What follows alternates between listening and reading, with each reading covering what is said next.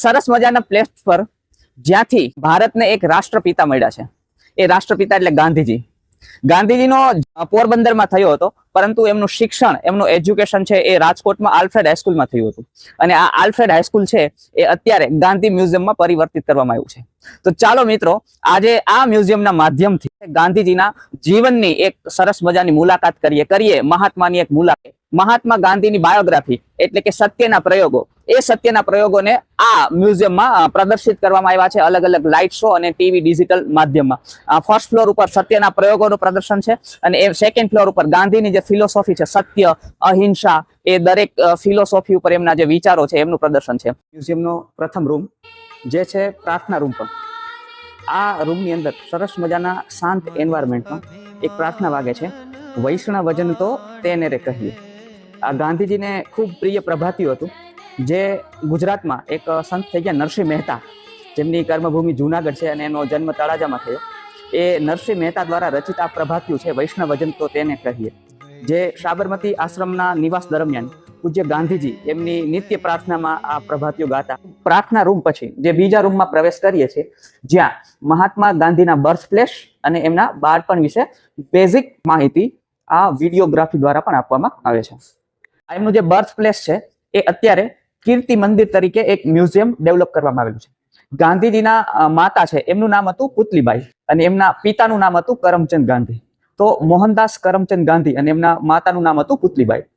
પુતલીબાઈ છે એ ખૂબ જ ધાર્મિક વ્યવસ્થામાં માનનાર સ્ત્રી હતા. છે કરમચંદ બાપાનો જે પરિવાર છે એ રાજકોટ શિફ્ટ થયા, અને રાજકોટમાં એ એક ઘરમાં નિવાસ કરવા લાગ્યા, જે ઘર કબા ગાંધીના ડેલા તરીકે ઓળખાવા લાગ્યું.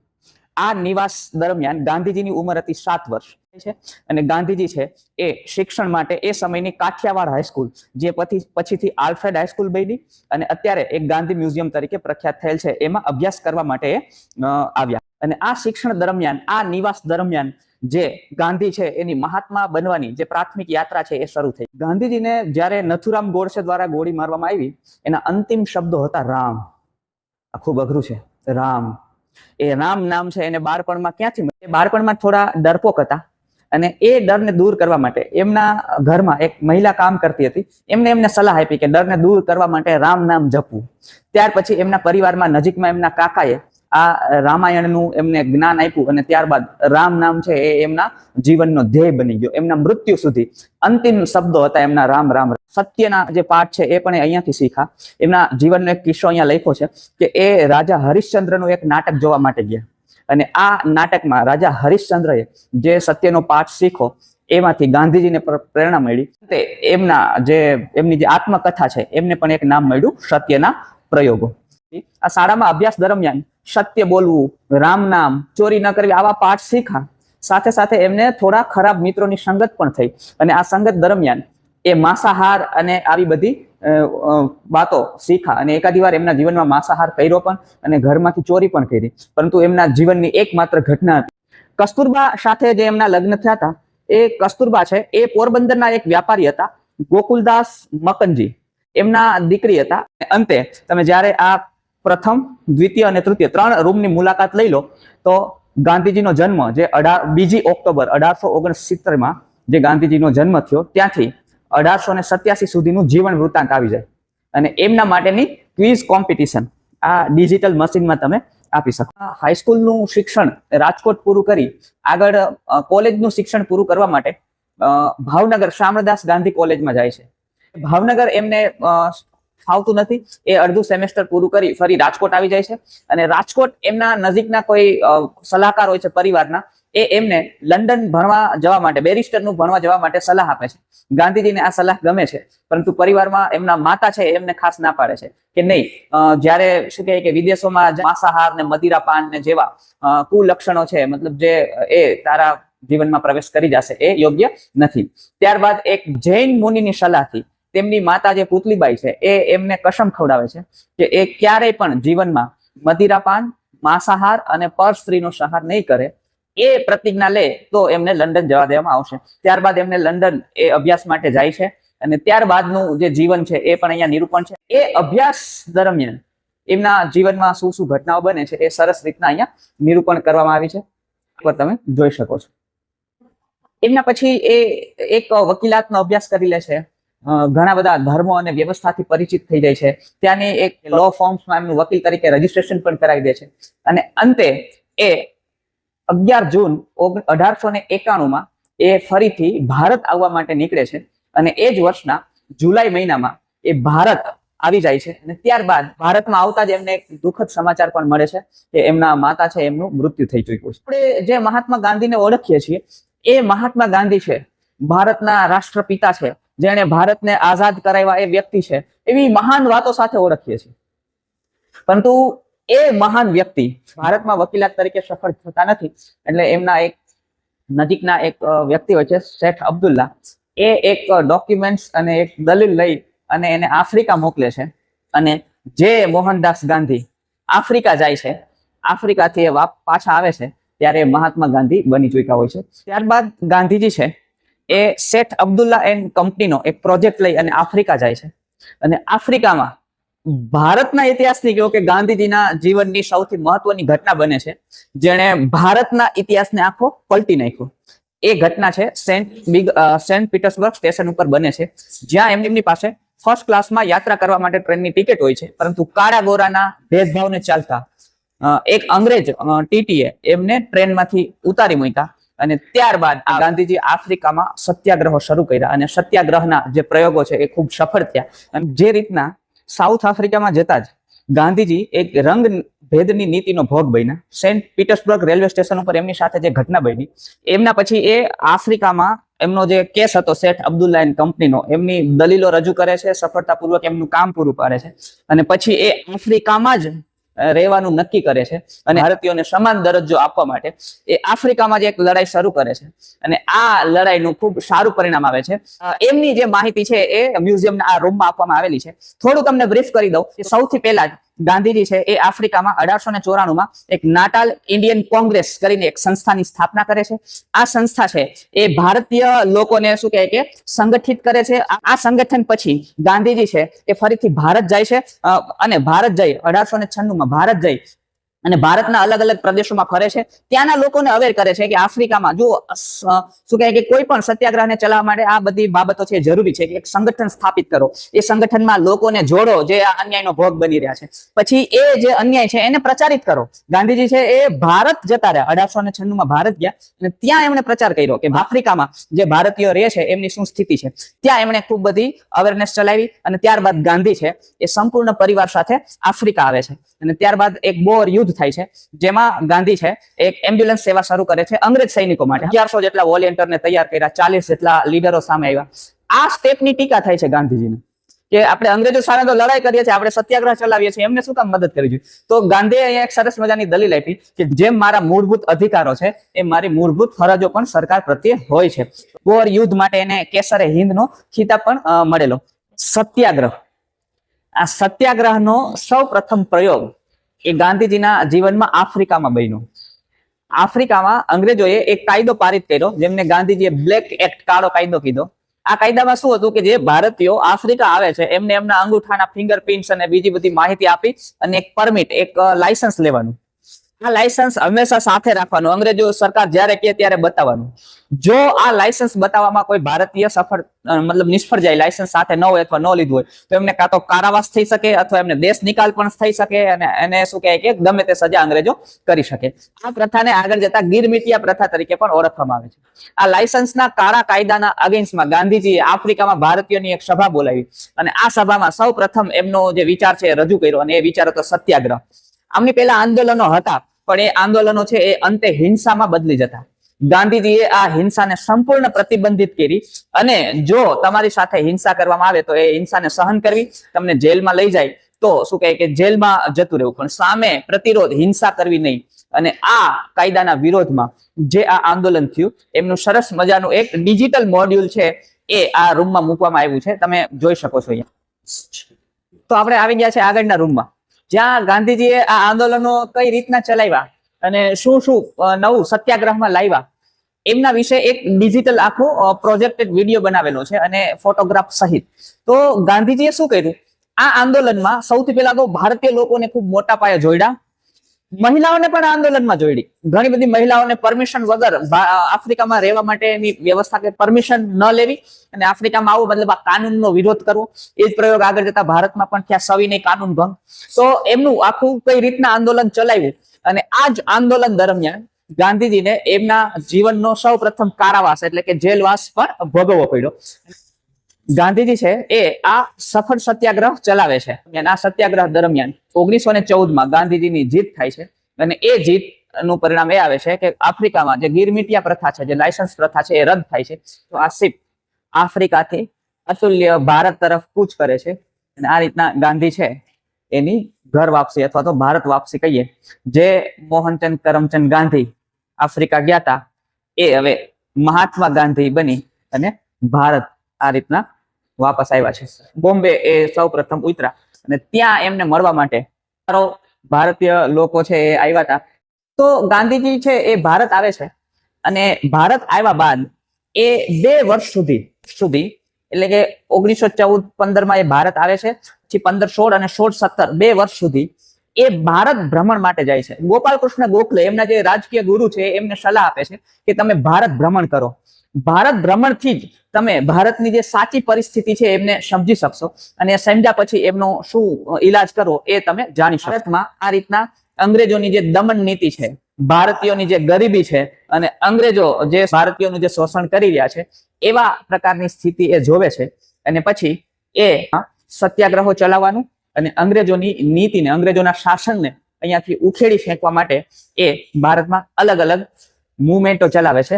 તમે લોકો કમેન્ટ કરીને જણાવજો કે ગાંધીજીના જે રાજકીય ગુરુ છે એ ગોપાલ કૃષ્ણ ગોખલે હતા, પરંતુ ગાંધીજીના આધ્યાત્મિક ગુરુ કોણ હતા? ખબર હોય તો જણાવજો.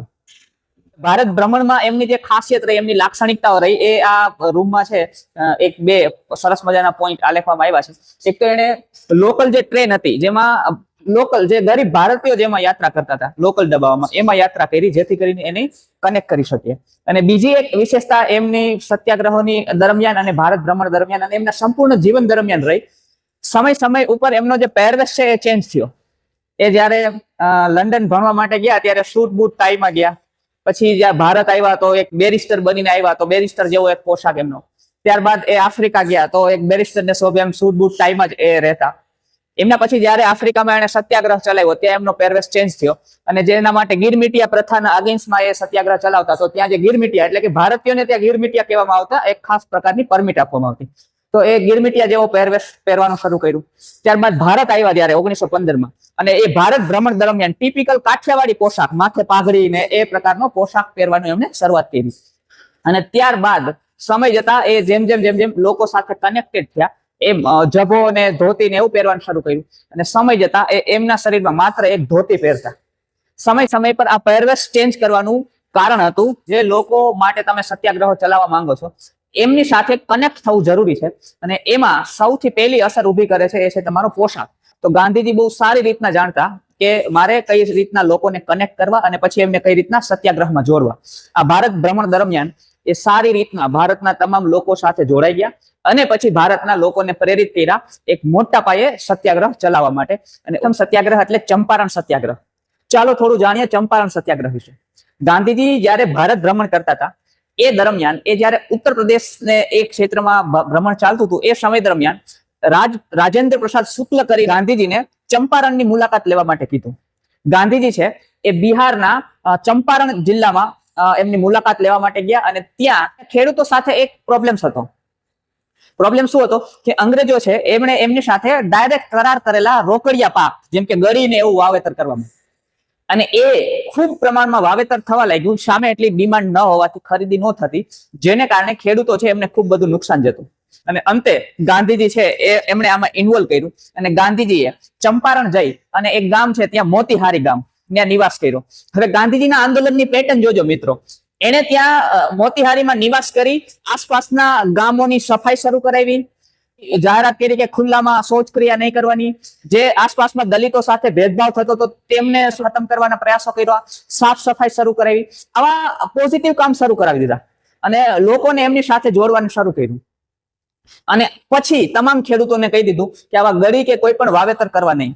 અંગ્રેજોએ ગાંધીજીને કીધું કે 2 દિવસમાં તમે ચંપારણ છોડીને જતા રહો. ધમકીથી ડર્યા વગર ગાંધીજી ચંપારણમાં રહ્યા, લોકોને જાગૃત કર્યા અને અંતે આ ચંપારણમાં લોકો અને ખેડૂતોના સપોર્ટથી ગાંધી સફળ થયા.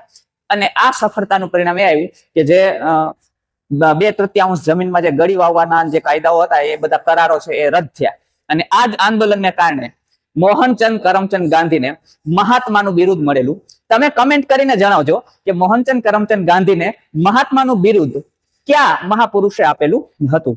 ત્યારબાદ મિલ મજદૂર આંદોલન, અમદાવાદમાં જે મિલ મજદૂરો હતા એમને જે પગાર અને એમના સંબંધિત પ્રશ્નો હતા એમના અને મિલ માલિકો વચ્ચેના, એમના માટેનું હતું. જો ગાંધીજીએ શું કર્યું, સત્યાગ્રહમાં સામાન્ય લોકોને જોડવા માટે સામાન્ય લોકોના પ્રશ્નો હતા ને એમને લીધા. ખેડૂતોના પ્રશ્નોનું નિરાકરણ કર્યું, દલિતોના પ્રશ્નોનું નિરાકરણ કર્યું, મિલ મજદૂરોના પ્રશ્નોનું નિરાકરણ કર્યું. આ બધા પ્રોબ્લેમ સોલ્વ થયા. આ બધા પ્રશ્નોને ગાંધીએ સાંભળ્યા. એમના કારણે આ બધા લોકો છે એમની સાથે જોડાણા. અને ખેડૂતોનો એક બીજો પ્રશ્ન હતો, એ હતો ગુજરાતના ખેડામાં. એ પ્રશ્નને સોલ્વ કરવા માટે ગુજરાતના ખેડામાં એક ખેડા સત્યાગ્રહ ચલાવ્યો. ખેડા સત્યાગ્રહ દરમિયાન સરદાર વલ્લભભાઈ પટેલ, મોરારજીભાઈ દેસાઈ, ઇન્દુલાલ યાજ્ઞિક જેવા કર્મનિષ્ઠ સાથીઓ છે એ ગાંધીજીને મળ્યા અને ખેડાના જે ખેડૂતોના પ્રશ્નો હતા એમને પણ નિરાકરણ કર્યું. આ રીતના ભારત ભ્રમણ દરમિયાન ગાંધીએ ચંપારણ સત્યાગ્રહ, એમના પછી ખેડા સત્યાગ્રહ, અમદાવાદ મિલ મજદૂર હડતાલ, આવા બધા પ્રોબ્લેમ્સમાં લોકોના પ્રોબ્લેમ્સમાં ઇન્વોલ્વ થઈ, પ્રોબ્લેમ્સને સાંભળ્યા અને એમની સાથે લોકોને લીધા. 13 એપ્રિલ 1919માં આ જલિયાવાલા હત્યાકાંડ થયો અને ત્યારબાદ ગાંધીએ એક આંદોલન શરૂ કર્યું 1920માં, જેમનું નામ છે અસહકાર આંદોલન. આ આંદોલનમાં ગાંધી સાથે મૌલાના અબ્દુલ કલામ આઝાદ, પંડિત જવાહરલાલ નહેરુ, સરદાર વલ્લભભાઈ પટેલ ને તો હતા જ હતા. ભારતના પ્રથમ હરોળના તમામ નેતાઓ જોડાઈ ગયા. ઇવન ભગતસિંહ પણ ત્યારે નાના બાળક હતા, જે પણ આ આંદોલનમાં શું કહે કે એક્ટિવલી ભાગ બજાવતા. અસહકાર આંદોલનમાં મુખ્ય પ્રવૃત્તિ હતી અંગ્રેજોને અસહકાર કરવું. એમની શાળા કોલેજો છોડી દેવી, સરકારી નોકરીઓ છોડી દેવી, એમની કોર્ટમાં પ્રેક્ટિસ કરવાની છોડી દેવી, એમનું કાપડ લેવાનું છોડી દેવું, તમામ વસ્તુ જેમાં અંગ્રેજોનો સહકાર આપવામાં આવે છે છોડી દેવું. 1922માં આ આંદોલન ચાલતું હોય છે. એ સમય દરમિયાન એક ઘટના બને છે અને એ ઘટના છે જે ઉત્તર પ્રદેશનું એક ગામ છે ચોરાચોરી. આ ચોરાચોરી ગામ ખાતે એક રેલી છે એ અચાનક ટોળામાં પરિવર્તિત થઈ જાય છે અને એક પોલીસ સ્ટેશનને સળગાવી નાખે છે, જેમાં ઘણા બધા પોલીસ કર્મીઓનું મૃત્યુ થાય છે. આ હિંસાના કારણે ગાંધી છે એ અસહકાર આંદોલન ખેંચી લે છે. જવાહરલાલ નહેરુએ પણ મહાત્મા ગાંધીને કીધું દેશના કોઈ નાના એવા ગામમાં બનેલી ઘટનાથી પ્રભાવિત થઈ અને આંદોલનને બંધ ન કરવું જોઈએ. છતાં પણ ગાંધી એવું કહે છે કે મારા આંદોલનમાં હિંસાને જગ્યા નથી. 1928માં જે સાયમન કમિશન આવ્યું, સાયમન કમિશનનો વિરોધ થયો અને એમના પછી કોંગ્રેસનું લાહોર અધિવેશન મળ્યું અને ત્યાંથી નક્કી થયું કે હવે આપણે ડોમિનિયન સ્ટેટ જોતું નથી, તો હવે આપણે પૂર્ણ સ્વરાજ જોઈએ છે. મીઠું એ દરેક નાનામાં નાના વ્યક્તિની પણ જરૂરિયાત છે, ગરીબમાં ગરીબ વ્યક્તિની પણ જરૂરિયાત છે. અંગ્રેજોએ કર લગાવીને એટલી મોંઘી કરી દીધી હતી કે સામાન્ય વ્યક્તિ છે એ મીઠા માટે ખૂબ બધો કર ભરતો. એ સમયમાં આજથી 100 વર્ષ જેટલા સમય પહેલા પણ મીઠું છે 2 રૂપિયાનું કિલો મળતું. ગાંધીએ આ પ્રોબ્લેમ્સને આઈડેન્ટિફાઈ કર્યો અને એને મીઠાનો કાનૂન છે એમનો ભંગ કરવાનું નિર્ધારિત કર્યું. શું કામ? કે એ સામાન્ય વ્યક્તિની જરૂરિયાત હતી. અને એક જુવાળ ઉઠ્યો. અમદાવાદથી ગુજરાતમાં આવેલ અમદાવાદ સાબરમતી આશ્રમ ખાતેથી છેક નવસારીનો એક ગામ હતું દાંડી, ત્યાં સુધી ગાંધીએ એમના 78 સાથીઓ સાથે ચાલીને યાત્રા કરી. આ યાત્રા દરમિયાન રસ્તામાં દરેક ગામ આવે ત્યાં રચનાત્મક પ્રવૃત્તિઓ કરી. આ યાત્રાની શરૂઆત જ્યારે થઈ 12 માર્ચ 1930માં, ત્યારે ગાંધીએ એક વાક્ય બોલેલું કે કાગડા કૂતરાના મોતે મરીશ પણ સ્વરાજ લીધા વગર પાછો નહીં ફરું. અને આ યાત્રા પછી ગાંધી ક્યારેય સાબરમતી આશ્રમે પરત ફર્યા નથી. આ યાત્રાને મહાદેવભાઈ દેસાઈએ ગાંધીનું મહાભિનિષ્ક્રમણ પણ કીધું છે. 78 સાથીઓ સાથે થયેલી આ યાત્રા લાખો લોકોના હૃદય સુધી પહોંચી ગઈ અને જ્યારે 6 એપ્રિલના રોજ દાંડી ખાતે જ્યારે મહાત્માએ મીઠું ઉપાડ્યું અને એને એવું કીધું કે આજથી હું અંગ્રેજ શાસનની આ ઇમારતમાં લૂણ લગાવું છું. ગાંધીએ જેવી દાંડી માર્ચ કરી એટલે અંગ્રેજો ઉપર થોડું પ્રેશર બન્યું. એટલે ભારતમાં સંવિધાનનો મુસદ્દો તૈયાર કરવા માટે એને બ્રિટનમાં 3 ગોળમેજી પરિષદનું આયોજન કર્યું. ગાંધી જે છે એ ગોળમેજી પરિષદમાં હાજરી આપવા માટે જાય છે, પરંતુ આ ગોળમેજી પરિષદમાં કોઈ પરિણામ આવશે નહીં એવું ગાંધીજીએ પહેલા જ કીધું હતું. એના માટે ઝવેરચંદ મેઘાણીએ એક કવિતા પણ લખી હતી, છેલ્લો કટોરો ઝેરનો પી જજો બાપુ. ખૂબ સંવેદનશીલ કવિતા લખી હતી. જ્યારે ગાંધીએ વાંચી ત્યારે એમણે પણ આમની સરાહના કરી હતી. તો 1942ની હિંદ છોડો ચળવળ પછી 1944માં સિમલા કરાર થાય છે. ત્યારબાદ 15 ઓગસ્ટ 1947 ના રોજ સંપૂર્ણ સંઘર્ષનો એક સુખદ અંત આવે છે અને એ અંત છે સ્વતંત્ર ભારત. અને લાલ કિલ્લા ઉપર જુઓ, ભારતનો સરસ મજાનો તિરંગો લહેરાઈ રહ્યો છે. અદ્ભુત દ્રશ્ય, અદ્ભુત ફિલિંગ. ગાંધી જેણે 1948માં આ દેશની વચ્ચેથી દેશને આઝાદ કરાવી અને વિદાય લઈ લીધી, એ પણ એક ગોળી ખાઈને એમની હત્યા થઈ. એમના જીવનને સમર્પિત આ મ્યુઝિયમની આજે આપણે મુલાકાત લીધી. આ મ્યુઝિયમ આ વિડીયોના માધ્યમથી તો તમે જુઓ જ છો, પરંતુ તમારે ગાંધી સાથે કનેક્ટ થવું હોય, ગાંધીના જીવનને થોડું પણ 1% પણ સ્પર્શ કરવું, 1% પણ સ્પર્શ કરવું હોય તો ક્યારેય રૂબરૂ આવી અને આ મ્યુઝિયમની મુલાકાત લેવી છે. જય હિન્દ.